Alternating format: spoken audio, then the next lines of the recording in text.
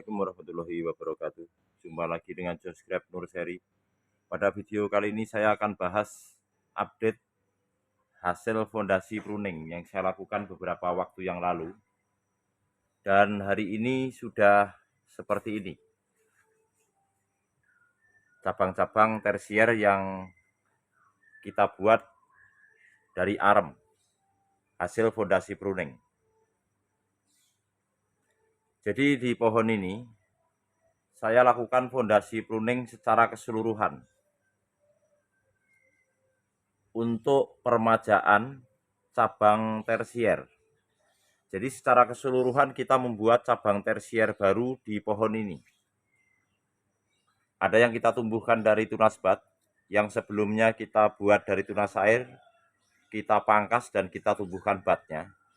Dan yang sudah kita tumbuhkan dari tunas bat, kita sisakan satu mata tunas untuk kita buat arem. Seperti ini. Ini adalah hasil dari tunas bat, cabang tersier terdahulu. Saya pangkas, saya sisakan satu mata tunas. Dan kita tumbuhkan tersier baru seperti ini. Sudah terbentuk secara keseluruhan. Mulai dari sini, tuh dari sana ya. Tuh. Jadi sudah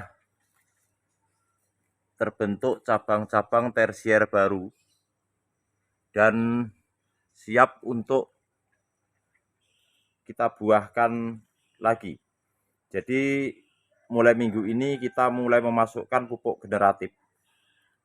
Dan saya hanya akan berikan satu kali saja pupuk generatifnya. Untuk kemudian kita lakukan pemangkasan pembuahan kembali dengan harapan pohon-pohon yang kita lakukan fondasi pruning ini pada saat lebaran nanti telah menghasilkan buah yang siap dipanen. Karena pematangan buah anggur rata-rata di 90 sampai 120 hari. Jadi kalau kita melakukan pemangkasan dalam minggu depan, insya Allah nanti di saat lebaran buahnya sudah banyak yang matang.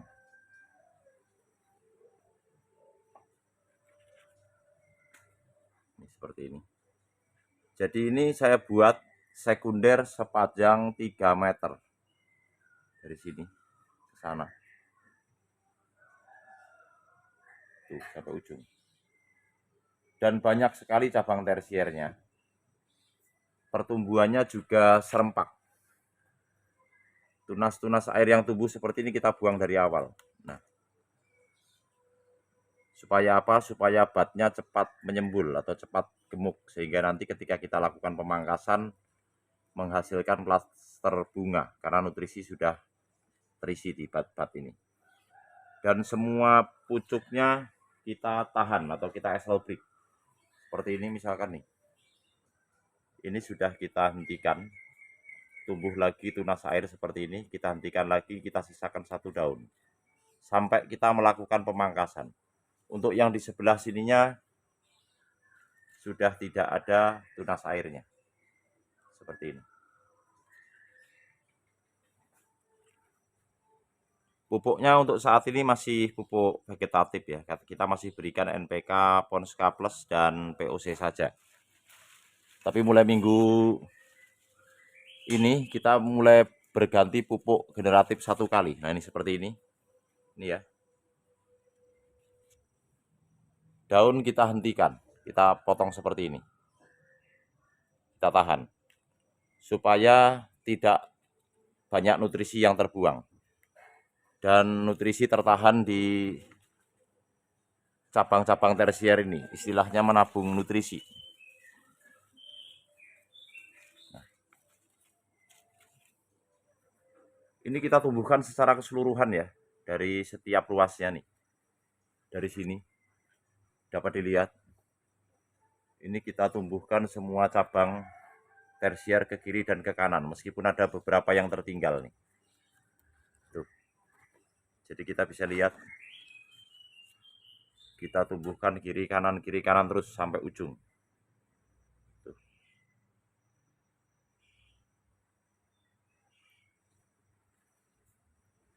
Jadi pentingnya kita melakukan fondasi pruning itu untuk menyehatkan tanaman dan meremajakan cabang tersier. Selain itu juga untuk membatasi agar cabang tidak terlalu jauh dari pohonnya, terutama cabang tersier ini tidak terlalu jauh dari cabang sekundernya. Karena kalau kita memangkasnya di sini, terus ini nanti kita pangkas berbuah, misalnya kita pangkas di sini berbuah, nanti pemangkasan berikutnya adalah cabang yang tumbuh di sini tadi bawa buah, kita pangkas lagi di sini, pembuahan berikutnya nanti di depannya lagi. Jadi akan semakin panjang. Ketika sudah 3 kali, kita mundur lagi, maju ke sini, kita tumbuhkan tersier baru. Karena kalau kita teruskan semakin jauh sampai ke sana. Dan nutrisi untuk sampai ke cabang-cabang terujung yang terlalu jauh biasanya sudah berkurang, sehingga banyak nutrisi yang terbuang dan hasilnya pun tidak maksimal. Sehingga kita melakukan fondasi pruning seperti ini. Yang pertama juga untuk menyehatkan pohon, meremajakan cabang tersier, mengurangi kelembapan, dan yang paling utama adalah untuk meningkatkan produktivitas. Karena seiring dengan usia pohon tentunya produktivitasnya semakin meningkat jika perawatan kita lakukan rutin.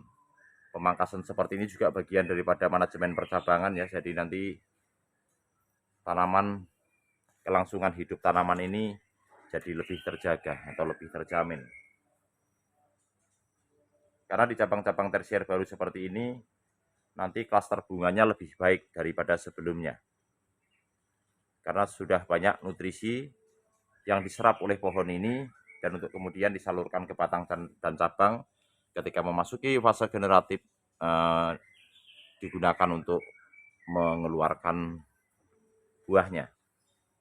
Jadi pengalaman di saya, cabang-cabang baru ini yang kita remajakan ini menghasilkan klaster bunga yang lebih baik daripada pembuahan sebelumnya. Jadi istilahnya terus meningkat. Semakin banyak cabang tersier yang kita buat dan seiring bertambahnya usia pohon ini, tentunya kita mendapatkan klaster bunga atau tandan buah yang lebih baik dan lebih banyak. Karena jika kita tidak melakukan pemangkasan seperti ini, juga cabang akan terlalu jauh, nutrisi yang dibutuhkan terlalu banyak, tetapi produktivitasnya justru menurun. Jadi kita harus melakukan pemangkasan fondasi pruning.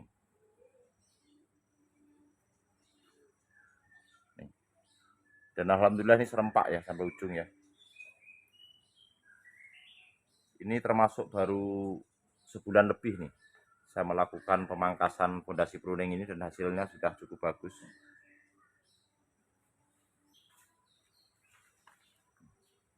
Perlu dicatat teman-teman, fondasi pruning ini hanya bisa dilakukan pada batang anggur yang sudah berwarna coklat seperti ini dan sudah berbuah. Jadi kita lakukan peremajaan cabang tersier. Untuk cabang yang masih hijau, cabang sekunder yang masih hijau ini jangan pernah difondasi pruning dengan dihabisi daunnya. Karena seringkali jika itu dilakukan, maka tanaman akan kering. Dan banyak yang mati juga. Jadi ketika cabang sudah coklat seperti ini, bisa dilakukan fondasi pruning, tapi terlebih dahulu dilakukan stres air atau minimal pengurangan penyiraman. Pada saat tanaman ini terlalu basah, banyak menyerap air, kemudian dilakukan fondasi pruning, justru ada beberapa pohon yang gagal tumbuh, bahkan mati. Jadi untuk menghindari itu, sebaiknya dilakukan stres air, jika tidak bisa minimal dikurangi penyiramannya. Dan setelah dilakukan fondasi pruning, segera 3 hari setelah pemangkasan, aplikasikan zat perangsang tumbuh atau Dormax agar tanaman lebih cepat tumbuh tunas baru sehingga terselamatkan dari kematian. Karena kalau lebih dari 15 hari tidak seprut, nanti seprutnya juga sudah tidak serentak, kemudian gosong dan seringkali gagal seprut dan mati. Jadi penggunaan Dormax adalah untuk mempercepat tumbuhnya tunas baru di titik-titik tumbuh yang kita inginkan setelah kita lakukan fondasi pruning. Jadi yang dilakukan setelah fondasi pruning langsung spray dengan fungi dan insek. 3 hari kemudian aplikasikan Dormax. Ini kita akan masukkan pupuk generatif untuk besok ya. Jadi untuk seminggu ke depan kita akan melakukan pemangkasan di pohon ini. Dan ini semuanya sudah seperti hutan lagi nih, hijau semua. Sudah batang-batang tersinya sudah cukup besar-besar. Sampai sana-sana. Yang kita lakukan fondasi pruning kemarin ini. Sekian dulu, semoga video ini bermanfaat dan menginspirasi kawan-kawan semua. Terima kasih. Wassalamualaikum warahmatullahi wabarakatuh.